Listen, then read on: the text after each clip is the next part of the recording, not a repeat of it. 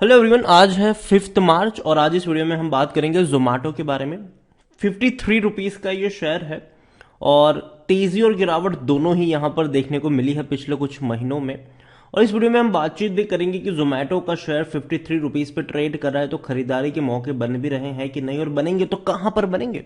Video को शुरू करें उससे पहले अगर आपने अभी तक चैनल को सब्सक्राइब नहीं किया है तो प्लीज अभी इसे सब्सक्राइब कर लीजिए, क्योंकि आगे भी बहुत सारे वीडियोस हैं जो आपको काफी ज्यादा हेल्प करेंगे। तो जोमेटो 53 रुपीज़ का शेयर पिछले एक महीने में अगर हम देखें तो पिछले एक महीने में जोमेटो के शेयर में 10% का ग्रोथ है। 50 रुपए से भी नीचे गया था, वापस तेजी बनी, वापस 50 पे आया, वापस तेजी बनी, वापस अभी वहीं पर कंसोलिडेट कर रहा है। एक साल की अगर हम बात करें तो पिछले एक साल के अंदर 34-35% की गिरावट है। इस बीच 85 रुपए का शेयर था, टूट कर 40 तक भी गया था ये। बाद में दोबारा रफ्तार पकड़ी, 70 से भी ऊपर गया, बाद में लगातार टूटा, 50 रुपए से भी नीचे गया, 45 के करीब पहुंचा, अब वापस भागने की कोशिश कर रहा है। देखिए, जोमेटो का जो आईपीओ आया था उसको काफी अच्छा रिस्पांस मिला था। आईपीओ के बाद शेयर भागता चला गया, भागता चला गया, भागता चला गया, 160 पे पहुंचा। लेकिन उसके बाद क्या हुआ? उसके बाद यह हुआ कि शेयर लगातार गिरता जा रहा है। जो अब तक का सबसे बड़ा लो बना है वो 41 रुपीज के आसपास का है। वहां से बाउंस बैक की कोशिश करी, फिर गिरा, फिर अभी थोड़ा थोड़ा कोशिश कर रहा है। देखो, जोमेटो की एक बात तो माननी पड़ेगी कि मैनेजमेंट काफी एक्टिव है। जोमेटो के जो सीईओ है दीपेंद्र गोयल, वो कई बार कमेंट्री देते हुए नजर आए हैं। जब पेटीएम के रिजल्ट्स आए थे उन्होंने ट्वीट किया था कि भैया हम भी पार्टी को ज्वाइन करेंगे, लेकिन तब शेयर में तेजी आई जरूर, लेकिन नतीजे आए तो थोड़े से उतने अच्छे नहीं थे, एक्साइटिंग नहीं थे। शेयर में गिरावट भी आई, लेकिन बाद में दोबारा से तेजी देखने को मिली, क्योंकि जो गिरावट थी उसकी सबसे बड़ी वजह थी ब्लिंकिट को बड़ा लॉस हुआ था।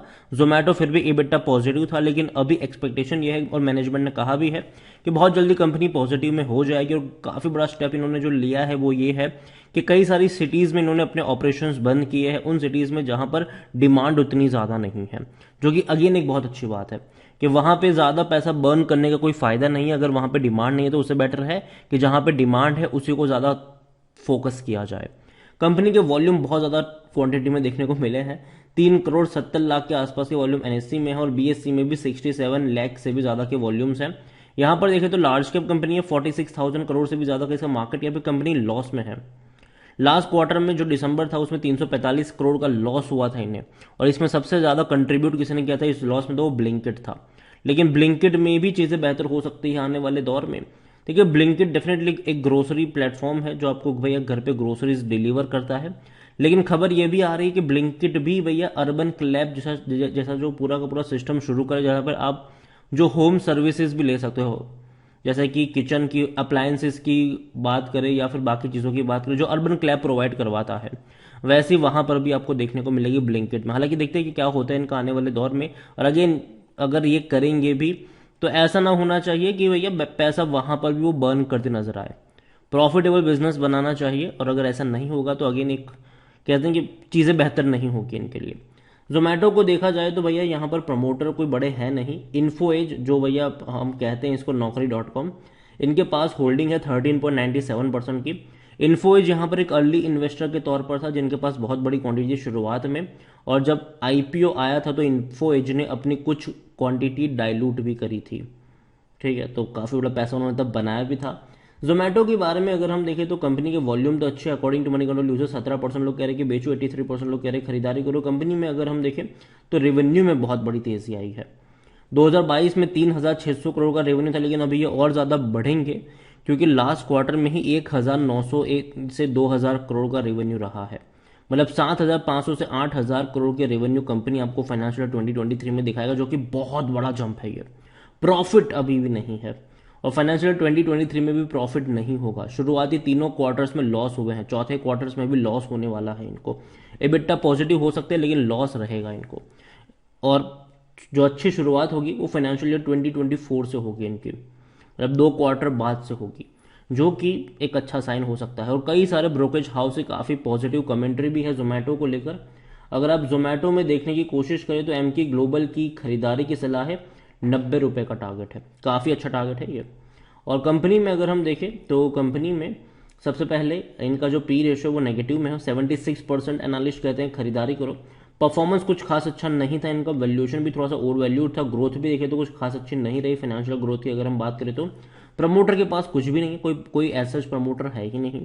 5.59% म्यूचुअल फंड के पास है, 1.84% डोमेस्टिक इंस्टीट्यूशन के पास है, 56.74% एफआईएस के पास है, रिटेल और अदर की मिलाकर 35.82% की होल्डिंग है, जिनमें से रिटेल इन्वेस्टर्स 6.33% की होल्डिंग लेकर बैठे हैं। बाकी की 29.50% अदर पार्टीज के पास है, जिसमें कंपनी के फाउंडर से लेकर इसॉप वालों से लेकर कुछ और भी है, वो भी यहीं पर आ जाते हैं। देखिए, जोमेटो कंपनी एक अच्छी है डेफिनेटली, और जो मैनेजमेंट की कमेंट्री है ना, वो कई बार जोश पैदा कर देती है। ठीक है, वो कह रहे थे कि 2023 तक इनका 10 बिलियन डॉलर तक का कंपनी बना देंगे और इतना सारा पैसा कमाएंगे। काफ़ी कुछ स्टेटमेंट्स आए उनके। ठीक है, बहुत जल्दी पॉजिटिव हो जाएंगे। देखा जाए तो ये सारे अच्छे स्टेटमेंट्स हैं, लेकिन अगर मैं बात करूँ प्रैक्टिकल होकर, अगर मैं बात करूँ तो आपको समझना होगा कि कोविड के वक्त इनका धंधा बढ़ा था। ठीक है, काफ़ी अच्छा बढ़ गया था कोविड के वक्त, क्योंकि लोग बाहर से मंगवाते थे, लोग बाहर जाते नहीं थे भीड़ को ध्यान में रखते हुए। लेकिन अभी सिचुएशन अलग है थोड़ी सी। अभी लोग चाहते हैं कि भैया बाहर जाए, बाहर जाके वहीं पे डाइनिंग पे जाके अच्छा सा एक्सपीरियंस करे रेस्टोरेंट्स का। तो वो चीज़ें देखने को मिलती है अभी भी, और यही वजह है कि आपने डोमिनोज का बिजनेस थोड़ा सा कम होते हुए देखा, क्योंकि डोमिनोज की ने जो फोकस किया था कोविड के टाइम पर वो ये था कि वो डिलीवरी ज़्यादा करेंगे। ठीक है, तो इसीलिए उनके जो एम्बियंस थे उस पर उन्होंने उतना ज़्यादा फोकस किया नहीं, और यही वजह है कि अभी डोमिनोज की हालत थोड़ी सी खराब हो रही है। लेकिन फिर भी वो मॉडल भी आने वाले दौर में आएगा। लेकिन जोमेटो में मानता हूं कि ये टेम्परेरी फेज होगा, और लोग जो है वो आज मतलब खाना ऑर्डर करवाएंगे ही। और जो इनका ब्लिंकिट वाला जो बिजनेस है, मुझे लगता है कि वहां पर ग्रोसरी वाला आने वाले दौर में अच्छा परफॉर्म कर सकते हैं, क्योंकि इनका जो टिकट साइज है वो काफ़ी बड़ा होता है। ठीक है, और यही उनको बढ़ाने की भी जरूरत है कि टिकट साइज अगर उनका बढ़ जाएगा, जो ऑर्डर्स एवरेज ऑर्डर अभी अगर हम देखें तो 300-400 रुपए का होता होगा, तो वो अगर 1000-2000 तक जाता है तो बहुत बड़ी बात होगी। हालांकि चांसेस थोड़े से कम रहते हैं, मतलब एटलीस्ट बढ़ रहा है वो ऑर्डर, जो टिकट साइज है वो बढ़ रहा है। तो यही कहूंगा मैं आपसे जोमेटो के बारे में कि कंपनी का विजन काफ़ी बड़ा है, और इस स्पेस में दो ही कंपनियां अभी है, स्विगी और जोमेटो। और मुझे लगता है कि स्विगी का भी बहुत जल्दी आईपीओ आने वाला है। आईपीओ आने से पहले भी अच्छा हाइप बनाया जाएगा, जिसका असर कहीं ना कहीं जोमेटो को भी पॉजिटिव वे में लगेगा।